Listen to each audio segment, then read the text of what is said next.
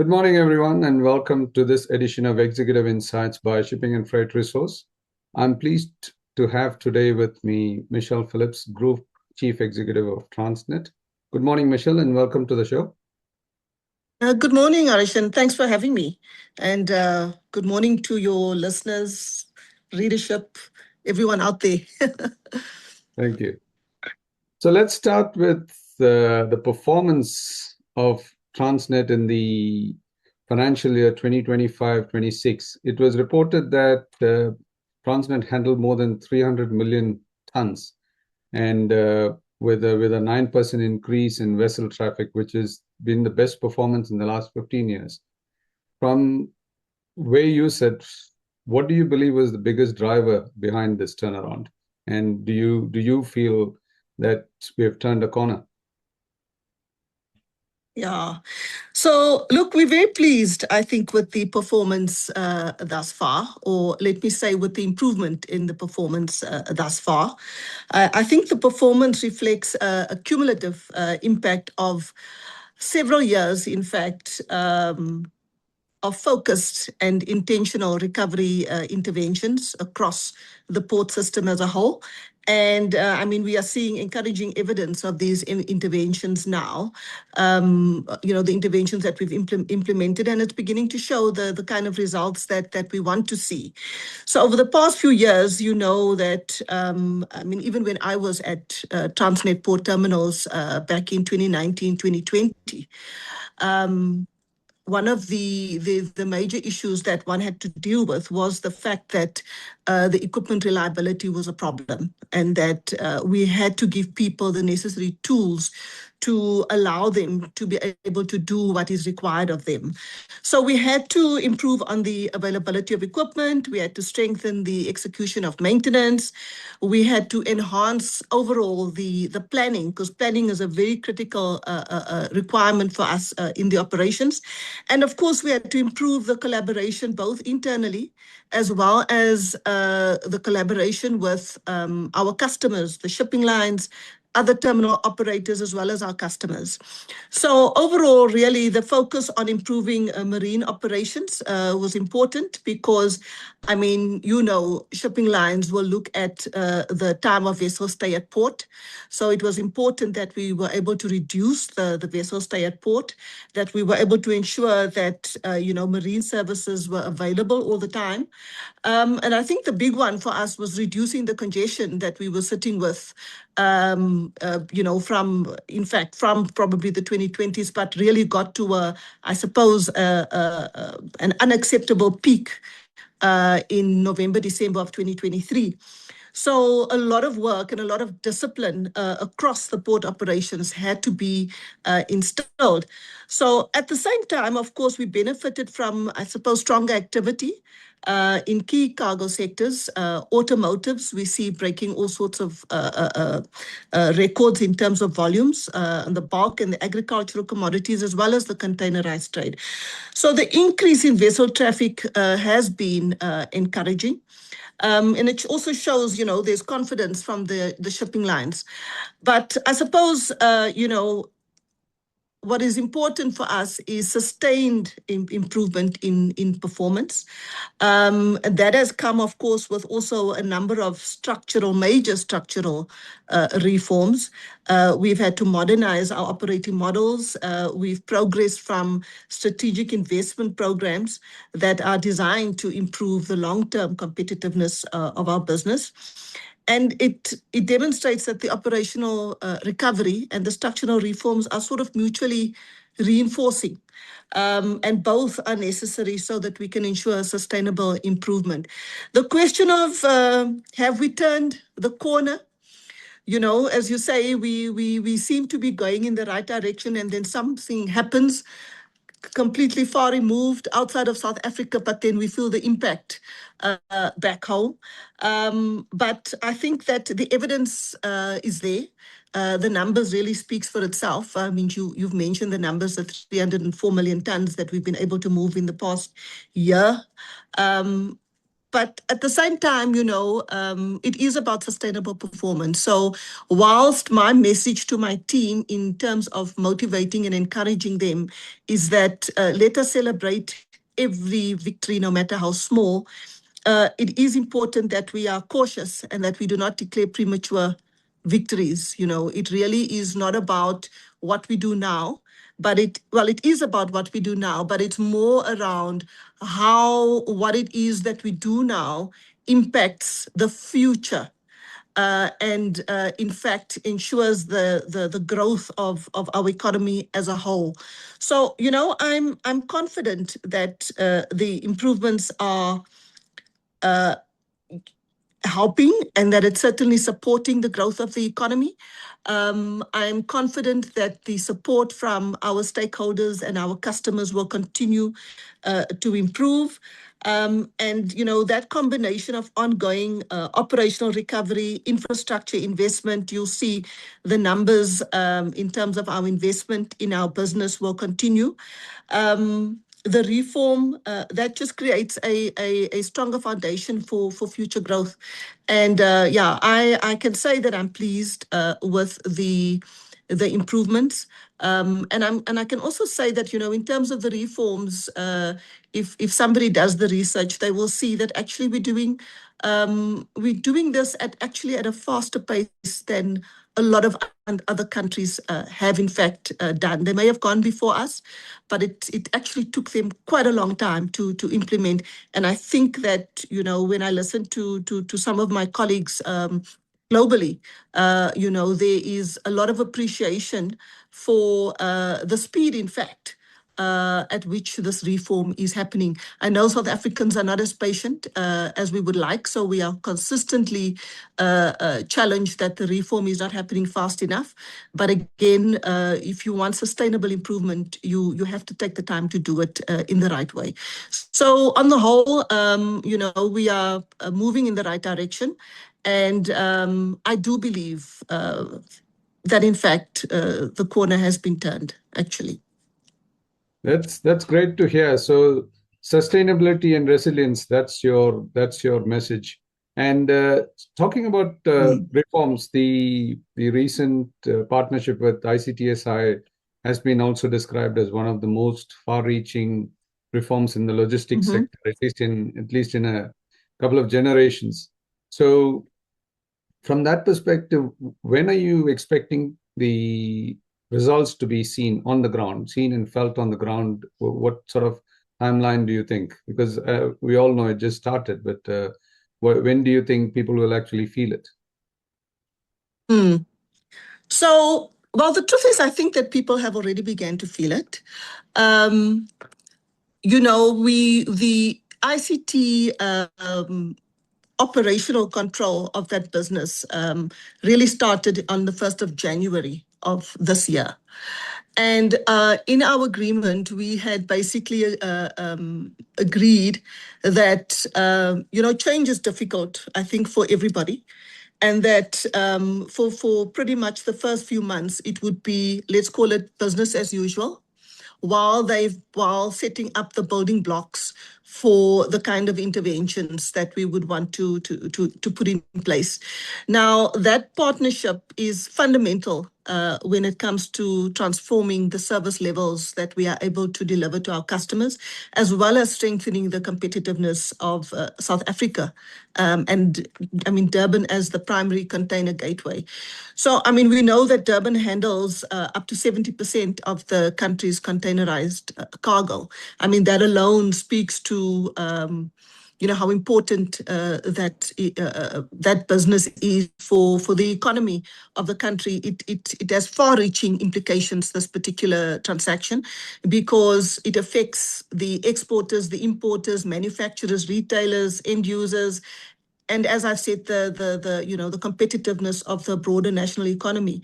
So I think that for shippers, the benefits will ultimately be reflected in the improvement in the movement of containers. And we'll see that in the shortening of the vessels stay at port, the vessel turnaround times.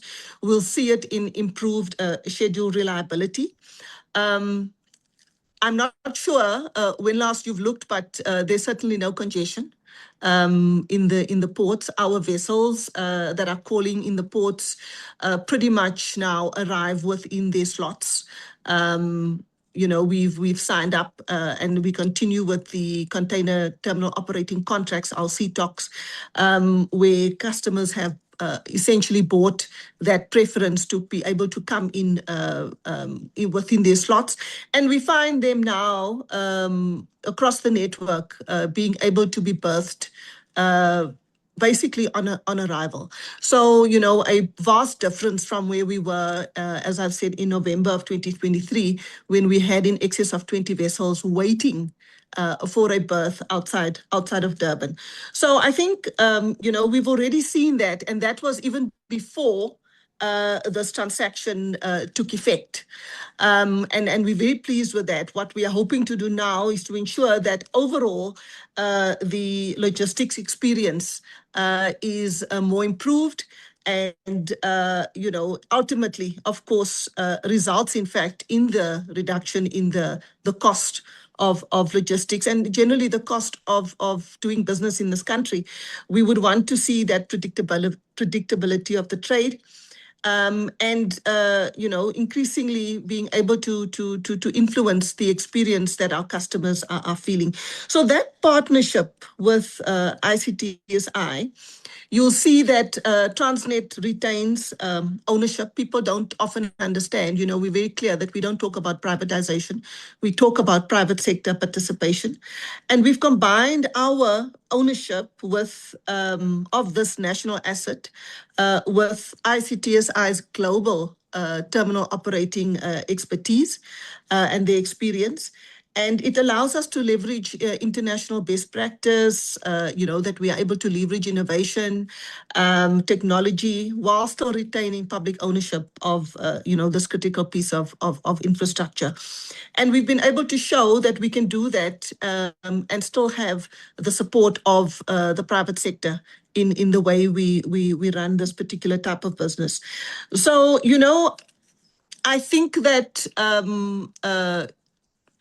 if we were to engage the customers, I think they will indicate that they have already seen improvements because, we had already, I suppose, put a good foundation in place even before ICTSI came along. You recall, once we were in court for that 2-year period, we could not take a decision to say, oh, let's wait for all of this to be resolved. We had to, as a business, continue with the interventions that we wanted to put in place. We continue to get the equipment in place. We continue to do the continuous improvement interventions and put, that foundation in place for the private sector partner. Look, success ultimately will be measured, as I've said, where the shipping lines, exporters, importers experience that improved service levels. And we try to engage with them. They are part of our business. They are there on a daily basis. We have really opened the doors, particularly in our other terminals, and said, look, be part of the planning, etc. But Durban being that gateway to Southern Africa, it is important that they experience that greater efficiencies. I use oftentimes the example of Andrew Kirby from Toyota. At one of the conferences, he indicated, or in fact, in a meeting, I think, with the president, he indicated that when they started, in November 2023, at the height of the congestion, they were waiting for about 21 days for a part to make the factory floor from the vessel. And at the time that he made the statement, it was probably about maybe easily 6 to 8 months ago, he said, now we are waiting 1 to 2 days, which in my mind is in fact what we want to hear from our customers. We do not want to be responsible for stopping production in any factory. We do not want to be responsible for cargo not moving. We don't make money when commodities does not move. And therefore, it is of utmost importance across the board, whether it be Durban, DGT now, Pier 1, Cape Town, Ngqura, PE, And even across our rail businesses, we have to keep containers moving. We have to keep commodities moving. And that's what we strive to do across the board. So, I'm pleased with how the DGT team has been working with us, the ICT SI team. And I think that, the performance will continue to improve as we move forward. That's absolutely wonderful to hear on one side, Michelle. But so what you said just now about the port performance and the reduction in congestion, customer satisfaction, seems to sort of contradict what the World Bank is saying in their CPPI index. Do you think it is a Yes. fair reflection of where the ports are in general, not just South African ports, ports in general? Is it a useful benchmark, or do you take that as a positive signal? Like, according to them, Durban recorded the largest year-on-year improvement, but at the same time, it's ranked dead last, or rather, Cape Town is dead last, but other South African ports are dead last. So, how do you see this from Transnet perspective? Yeah, so I've been asked this question several times, I'm and sure. you recall, I think, well, let me put it this way. I've been engaging with the World Bank, in fact, probably for about 3 years now, about the specific index. And there are a number of things that I personally and some of my team members have raised with the World Bank about this particular index. So, I've, in fact, one of the things that I had said to the World Bank is, can you please share with us the information that you use to determine this index? And The there are two methodology. things that yeah, well, not just the methodology. I mean, the methodology is one thing, but the methodology depends on what you use anyway, right? So, Yes. so you have a methodology, and then you have data. So, one, there is concern about the transparency of the data, and we run a system in South Africa where I contract with my customers, as I've said, regarding when they come to the port and when they leave. And and there are penalties and reward for being able to meet those service levels, right? So there's a promise to the customer that number one, we will try as much as we can to operate a complementary system of ports. In other words, if you are in the port of in Cape Town container terminal and you are delayed, and your rotation requires that you go to the Eastern Cape and then to Durban Container Terminal, we will figure out how we are able to catch up on the time that you may have lost so that you are able to maintain your global schedules. And that really is the value proposition.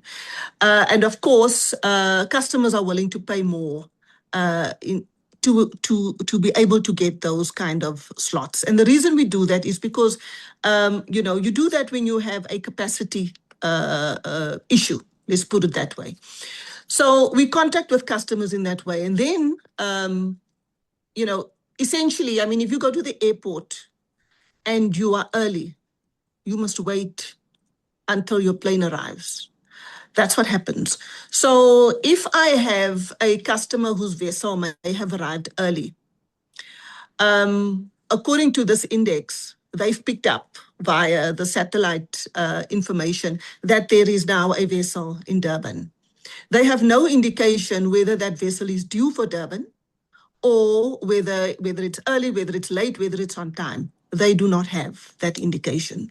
They could get that from the shipping lines. And now it's important for me to understand, if you got that from the shipping lines, it is important that I know exactly what the shipping lines may have said to you, because we have agreements with our shipping lines as well. I do not publish confidential customer information to the market. And I would expect that my customers would not be also publishing commercially sensitive information about their service providers without at least the necessary consent or the ability to be able to verify that information. So, I've been at pains to say to the World Bank, please, may I see your information? And there's a charge to access the information. And my question is, but it's my information. And why should I be paying you to access, right? So the data and the transparency of the data is an issue for me, and it's something that I've raised with them for a number of years. We are not able to cross-reference what they've put in the report with our own data. And we have quite sophisticated systems that tell us on the minute, on the hour, what has happened to a vessel in our container terminals. Then, of course, the methodology has its own limitations, I think. It is, in fact, and they acknowledge it, they say it's not intended, and I think I'm using their words more or less, it's not intended as a comprehensive measure of port performance, but yet it is called a container port performance index, which actually implies broader coverage than what the methodology delivers, right? So we know that port performance, it's complex, it's multidimensional, it extends well beyond vessel turnaround times. And we know that some of that other matters that influence a vessel stay in port is actually not taken into account because of the information that they look at. Then also, I mean, you look at Durban is seen as the most improved, and look at the number. I think it's something like an improved by over 400 points. But it only moves, I think, probably two rankings up. Correct. Then you go and you have a look at some of the improvements in some of the other terminals, and you look at the swing in terms of some of those rankings. Yeah, I mean, to be behind. Rankings. Yes, points versus rankings. And then to be behind terminals that in some instances do not even have a crane, but are moving one vessel a week. And some of these terminals, even being ranked higher than, the Rotterdams and the Antwerps, whom we know are moving big volumes, is a little bit concerning. So, we've engaged with the World Bank. And I have to say, I was hoping that we would not have a report published this time without some of our concerns being taken into account.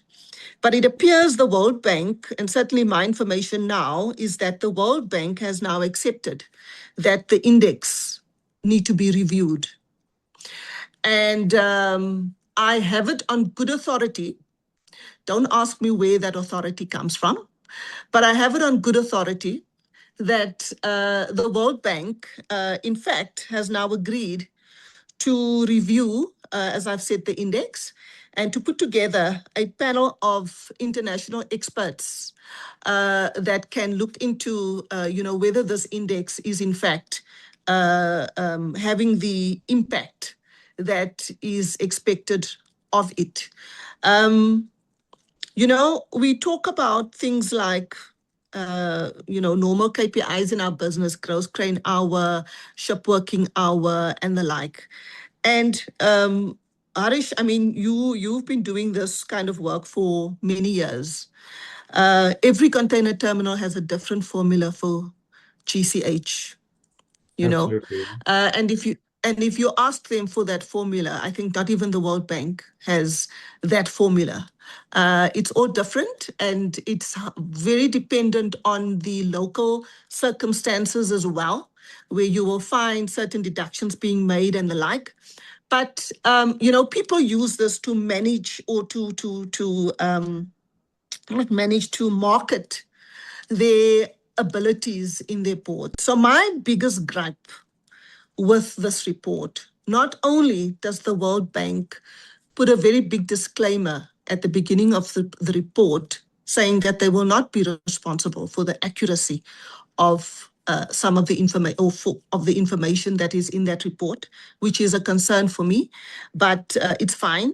My concern is that, particularly at a time when South Africa needs positive stories about the kind of work that we are doing, this particular report and the timing of this report is, for me, a challenge, because I think that amongst all of the positivity then, this report then comes through, and unfortunately, particularly in South Africa, there's a lot of emphasis placed on this particular report. You do not find this emphasis, in fact, in the rest of the world. Global operators that I've engaged with have said to me that we pretty much ignore this report. But it is a big deal in our country. Unfortunately, I think that we should allow our customers to speak. And, that's really, for me, that voice of the customer is what pushes myself to also then encourage the rest of the translators to work with everything that they've got to meet and exceed the customer's expectations. And in that way, then also ensure that there is an impact on the economy with the kind of things that we are doing. So my focus, this is probably the most that I've said about that report. I have decided that I'm not going to be publicly making a big noise about this particular report. We are working with the World Bank, and we will continue to work with them in the hope that particularly developing countries are not prejudiced because of an index, the veracity of which and the accuracy of which we cannot question without access to the data. I'm also being told that apparently going forward, the hope is that this data will be made available to, if not all operators, but at least the operators who are being measured, so that they can actually verify the accuracy of the information and the kind of statements that are made. I'm pleased that, yes, they have indicated that we are the most improved, that they've indicated that, the South African ports, these are the things that we are doing. But, I take what I can from what he said in these reports. But I do believe that particularly for emerging and developing countries, that, the World Bank, I think, can do a lot more to support us in trying to get our businesses to where it needs to be, and to get our countries and the economies of our countries to where it needs to be. And it doesn't have to be that there has to be a negative story first before help, before we receive any support. I think that South Africa, from where we've come, the kind of improvements that we've seen, I mean, you mentioned them, it's unheard of under normal circumstances without major investments. And, this is a business who, for the most part, operates without support from the fiscus. We go to the markets like any private business.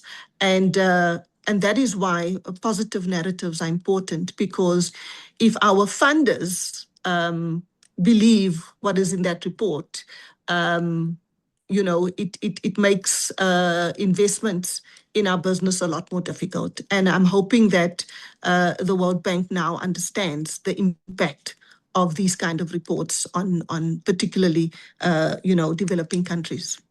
Yeah.